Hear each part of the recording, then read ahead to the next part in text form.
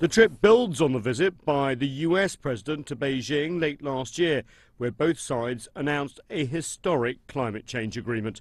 Since then, the relationship has been rocky.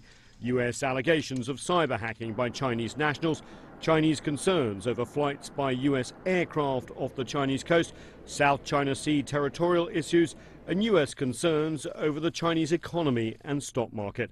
Some experts on the US-China relationship think that President Xi's visit can go a long way to reassure the US about Chinese policy.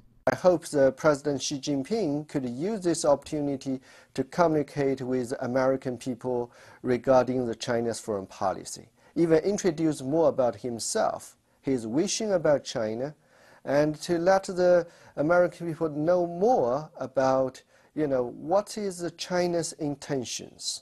That's already been happening. Ahead of President Xi's arrival, senior Chinese officials launched China Book Month by highlighting President Xi's thoughts on China's ambitious reform program. The Chinese speakers there think this visit can help explain China's economic shift. Because it's still relatively new and it's still in the early phase of his reform, so that's why people could hardly catch the essence of his reform. As both the Chinese and American presidents have found out before, there is no substitute for face-to-face meetings to try and forge what China calls a new model of major power relations, where a rising power like China can compete but also cooperate with the US.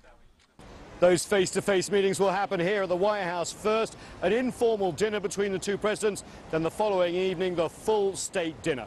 Both Beijing and Washington hope there'll be progress on the much-waited-for bilateral investment treaty and perhaps also establishing rules of the road when it comes to cybersecurity. The climate change deal inked in Beijing last year shows what can happen when two countries of this size work together. Nathan King, CCTV, Washington.